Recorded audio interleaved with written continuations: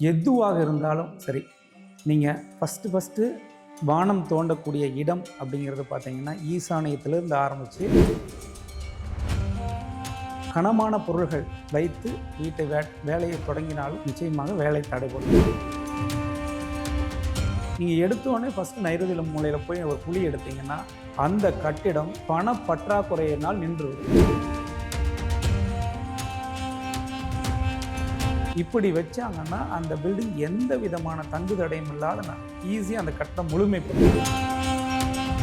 வாயு மூலையில் மட்டும் நீங்கள் தண்ணி தொட்டி போட்டு அதிலிருந்து தண்ணி எடுத்து அந்த வீடு கட்ட ஆரம்பிச்சிங்கன்னா கடைசி வரைக்கும் அந்த வீடு கட்டி முடிக்கப்படாது. வீட்டில் அருகில் நெல்லி மரம் இருக்கிறது முழுக்க தவறு. அறநெல்லிக்காய் மரம் வச்சாலும் ஒரு சில பாதிப்பு கொடுக்கும். அந்த வீட்டில் என்ன பண்ணணும்னா எலும்பு முறிவுகளை கொடுக்கும். இப்போ நெருஞ்சி முள் ஒரு வீட்டை சுற்றி இருக்குன்னா அந்த வீட்டில் stone problem, kidney stone problem, இல்லை பித்தப்பைக்கில் இருக்கிறவங்க இருப்பாங்க. அதே போல தான் கேன்சர் இருக்கக்கூடிய வீடுகளில் தான் அந்த முள் சீத்தா மரமே இயற்கையாக வளரும்.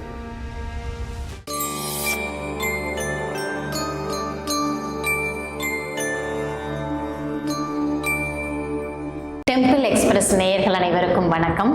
நம்மளோட நிகழ்ச்சியில் தொடர்ந்து வாஸ்து சம்பந்தமான பல்வேறு தகவல்கள் தந்துட்டு இருக்கோம். அவை அத்தனையும் உங்களுக்கு பயனுள்ளதாக இருந்திருக்கும்னு நினைக்கிறோம்.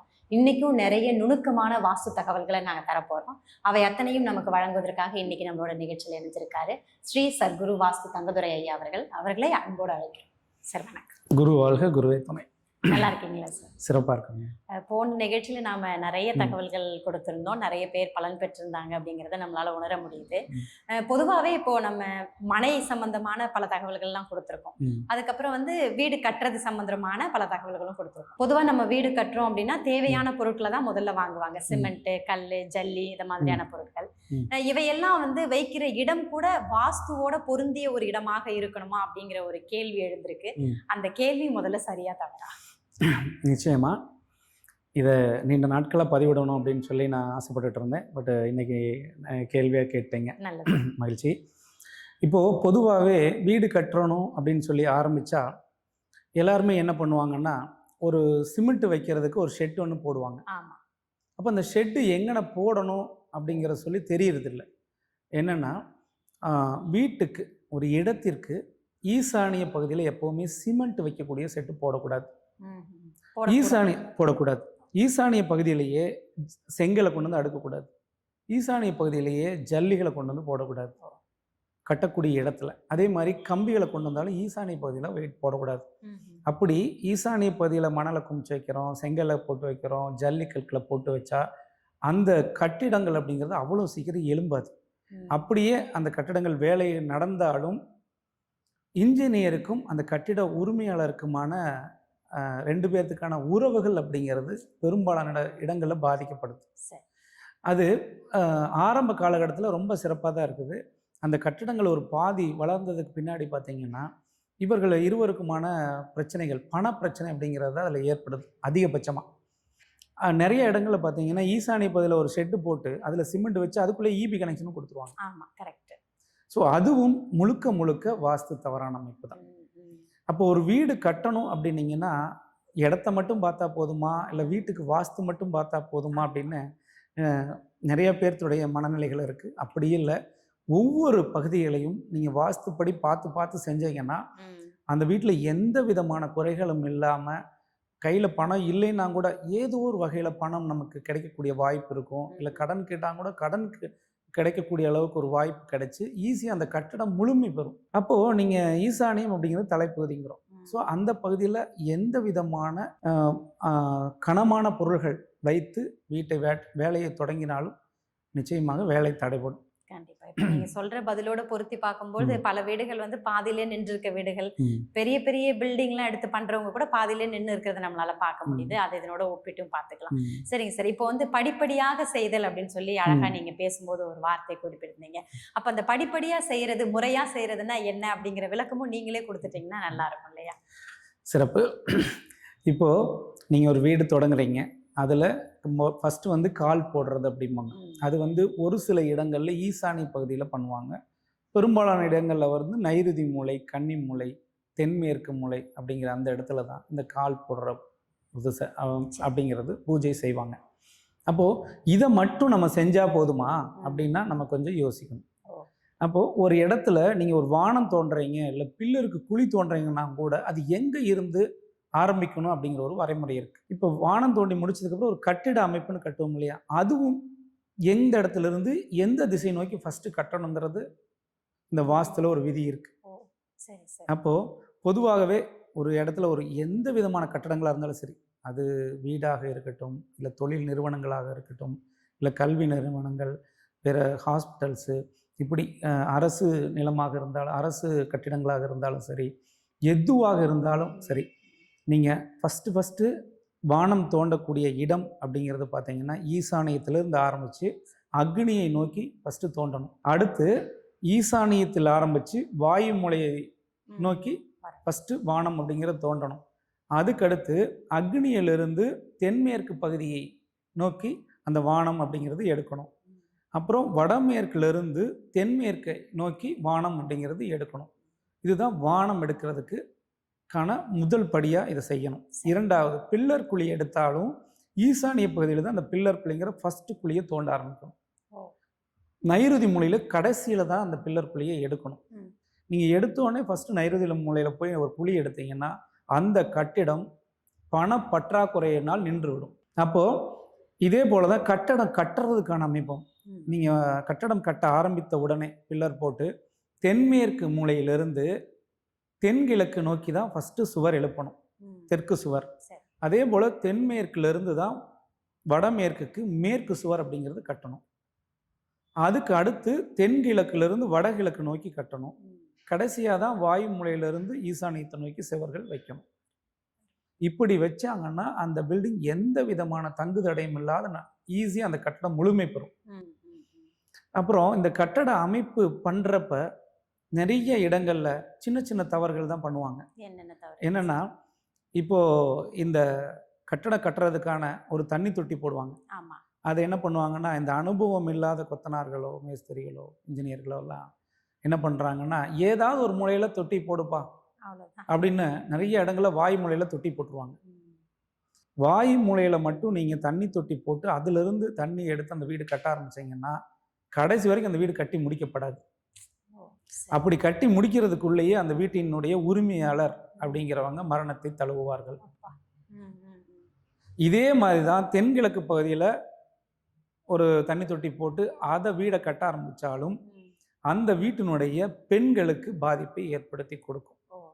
அந்த வீடு முழுமையடைறதுக்குள்ளே அந்த பெண் அப்படிங்கிறவங்க ஒன்று அந்த வீட்டினுடைய மூத்த பெண்மணியாக இருக்கலாம், ஒரு பாட்டி அந்த மாதிரி இருக்கலாம், இல்லை மகனோட மனைவியாக இருக்கலாம்.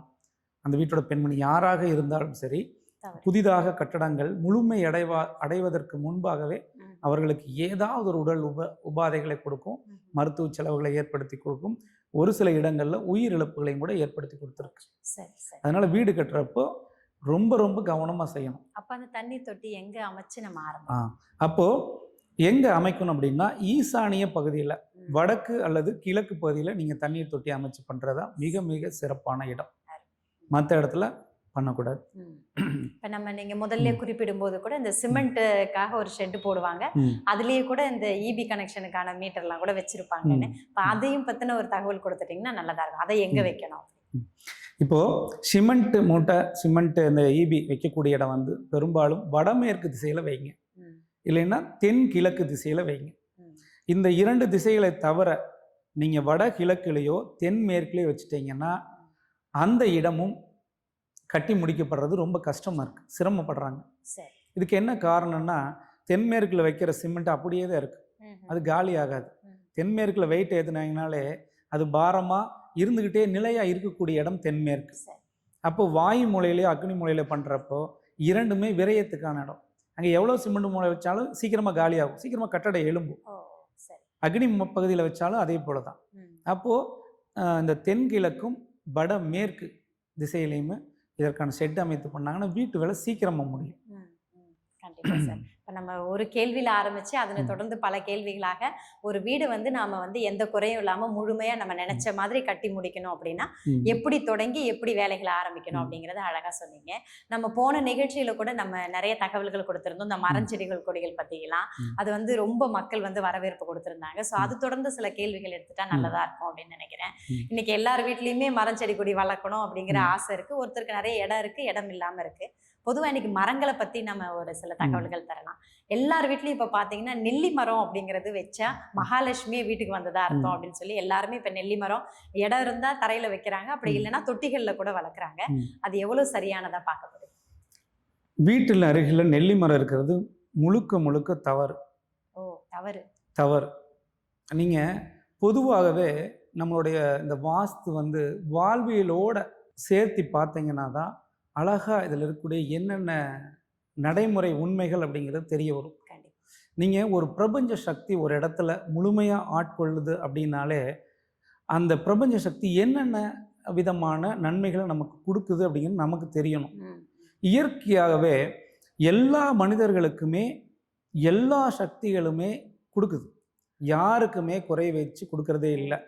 அதை நம்ம எப்படி பயன்படுத்துகிறோம் அப்படிங்கிறத பொறுத்து தான் உங்களுக்கு வெற்றியும் தோல்வியும் நன்மைகளும் ஏற்படுது. அப்போது ஒருத்தர் கையில் வந்து ஒரு கத்தியை கொடுத்தாங்கன்னா அதை வந்து நீங்கள் காய்கறி வெட்ட நறுக்கவும் பயன்படுத்தலாம், பழங்கள் வெட்டவும் பயன்படுத்தலாம், இதே மிருகங்களை வெட்டுறதுக்கு வதை செய்கிறதுக்கும் பயன்படுத்தலாம், மனிதர்களை எதிராகவும் நம்ம அதை வந்து பயன்படுத்தலாம். அப்போது ஒரு பொருளை எப்படி பயன்படுத்தணும் அப்படிங்கிற ஒரு விஷயம் இருக்கு இல்லையா, அதுபோல தான் இந்த மரங்களும். இப்போது ஒரு வீட்டிற்கு மகாலட்சுமி வாசம் செய்யும், மகாலட்சுமி வரும் அப்படிங்கிறாங்க. மகாலட்சுமின்னா நமக்கு தெரிஞ்ச வரைக்கும் நம்ம வாழ்வியலில் பார்த்ததுன்னா பணம். நம்பர் 1 மகாலட்சுமி பணம் தான். பணத்தை மீறிய மகாலட்சுமி உலகத்திலே இல்லை, மாற்று கருத்தே இல்லை இல்லையா? அப்போ ஒரு வீட்டில் ஒரு நெல்லி மரத்தை வச்சுட்டிங்கன்னா இந்த மகாலட்சுமி பணத்துக்கு பதிலாக ஒரு நெல்லி மரம் வச்சிட்டிங்கன்னா பணம் வராது. நீங்கள் நெல்லி மரம் இருக்கிற வீட்டில் செக் பண்ணுங்க, வர பணமும் வர பணமே வராது. பணமே வராது. நீங்கள் ஒரு பிரபஞ்சம் ஒரு வீட்டுக்கு வந்து ஒரு பொருளை கொடுக்கணும்னு ஆசைப்பட்டுச்சுன்னா ஒன்று பணத்தை கொடுக்கும். வெறும் மகாலட்சுமி வந்து உட்காந்து என்ன பண்ணுறது? பணம் தானே. பணம் அப்படிங்கிறதும் மகாலட்சுமி தான், நெல்லி மரமும் மகாலட்சுமி தான். இப்போ நம்ம பணம் தான் வேணுமா இல்லை வெறும் மரத்தை பார்த்து என்ன பண்ண போகிறோம்? அதனால நெல்லி மரம் அப்படிங்கிறது ஆணினுடைய வருமானத்தை பாதிக்கும், ஆணினுடைய வெற்றியை பாதிக்கும்.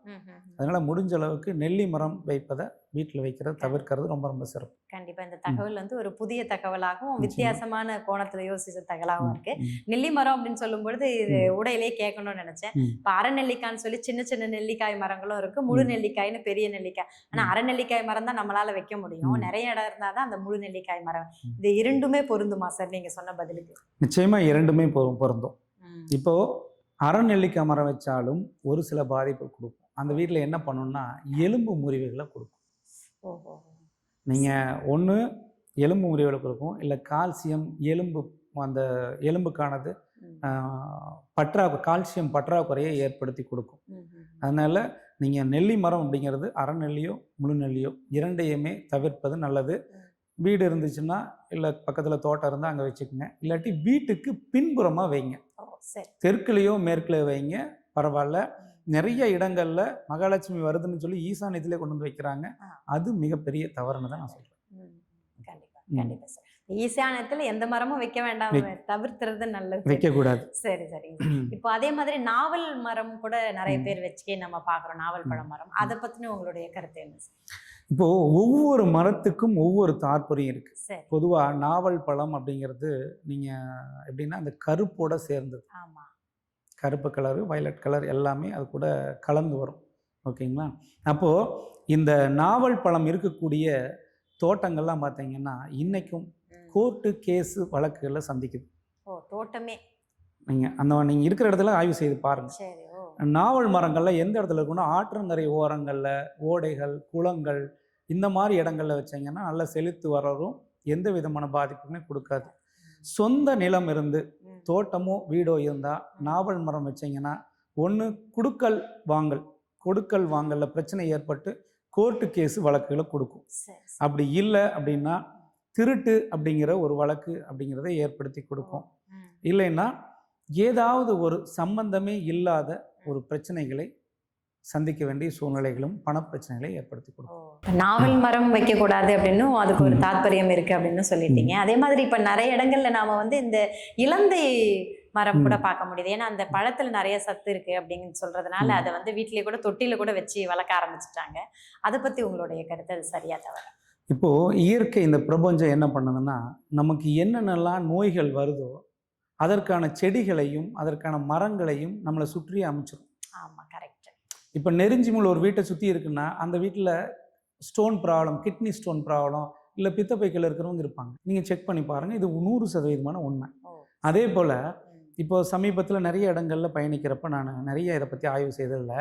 இந்த இலந்த மரம், இந்த ஹைப்ரிட் இலந்தைன்னு பெரிய பெரிய இலந்த பழம்லாம் இப்போ விற்கிறாங்க இல்லையா, அந்த இலந்தை பல மரங்கள், இந்த குட்டி குட்டியாக இலந்தை, குட்டி குட்டி இலந்த மரங்கள் பெரும்பாலும் வீட்டில் வைக்க மாட்டாங்க. ஆனால் பெரிய இலந்தை மரங்கள் வைக்கிறாங்க. அந்த அந்த வீட்டில எல்லாம் பார்த்தீங்கன்னா பெண்களுக்கு கர்ப்பப்பை தொடர்பான பிரச்சனைகள் ஏற்பட்டுக்கிட்டு இருக்கு. அதுக்கு தீர்வும் அந்த இலந்த மரம் தான்.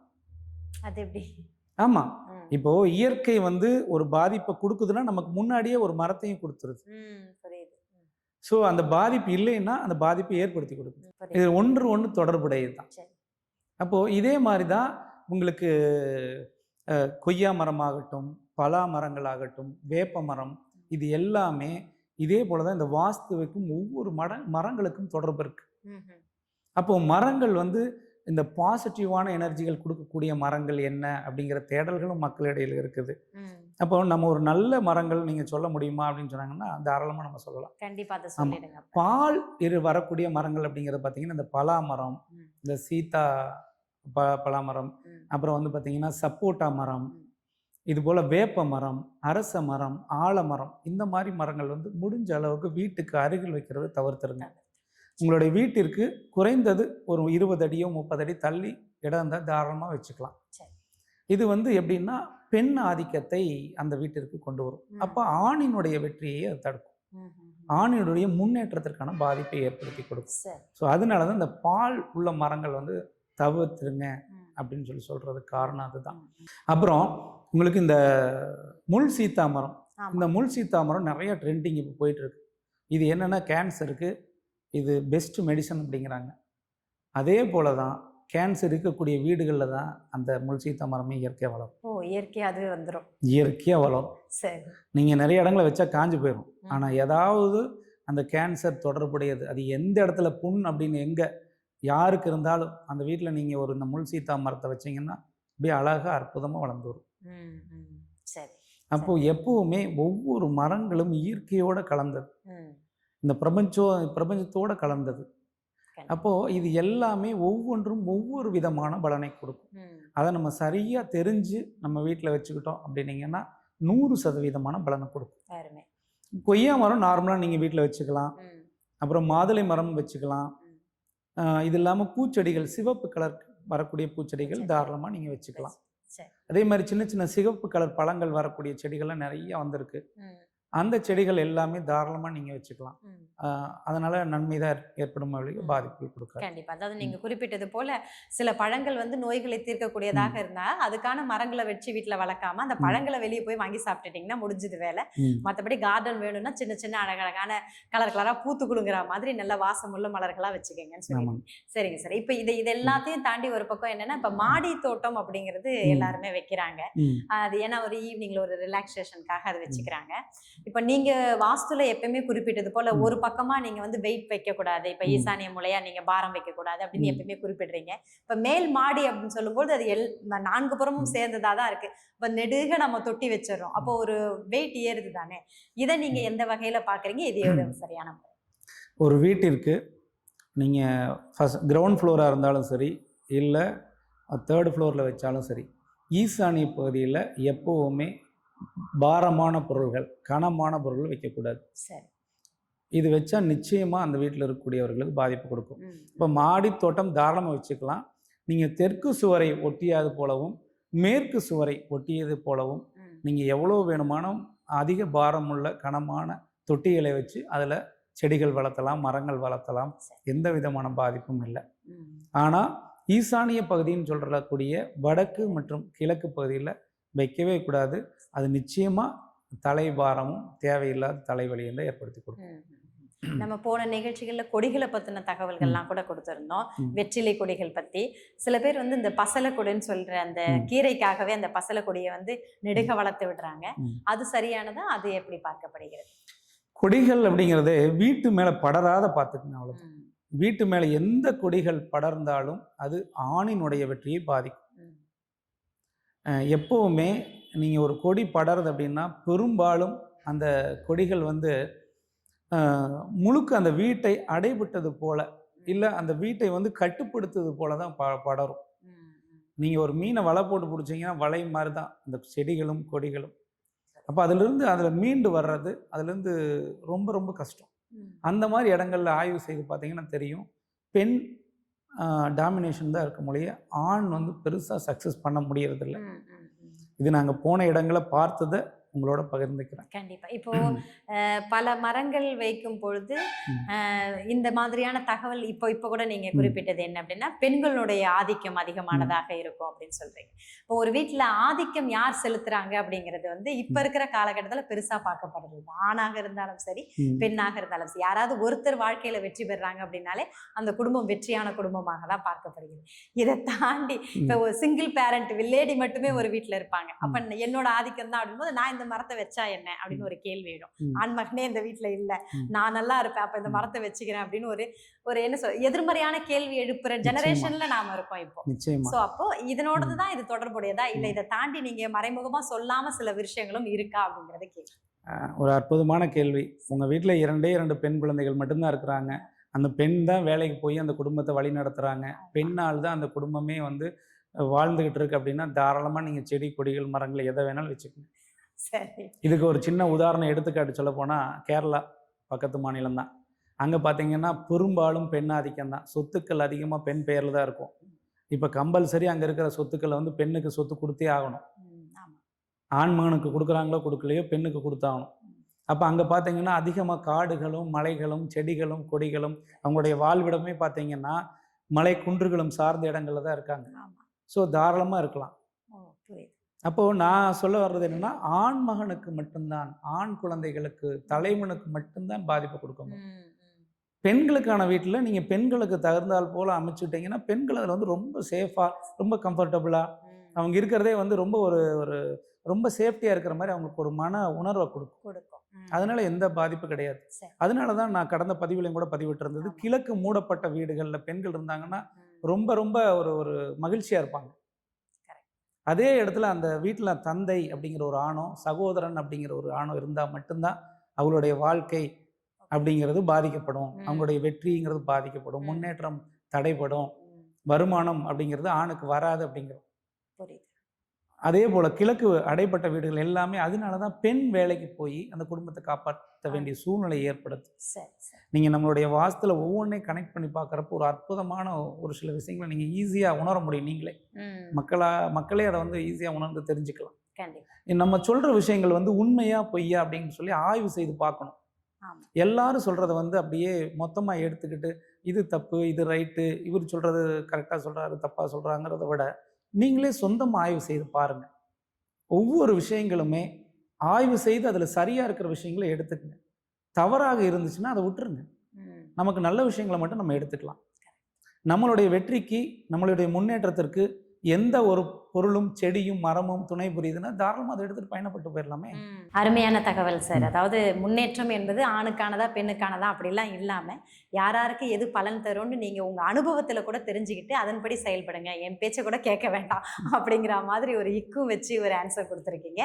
நிறைய தகவல்கள் எங்களோட பகிர்ந்துக்கிட்டீங்க. மிக்க நன்றி. நன்றி.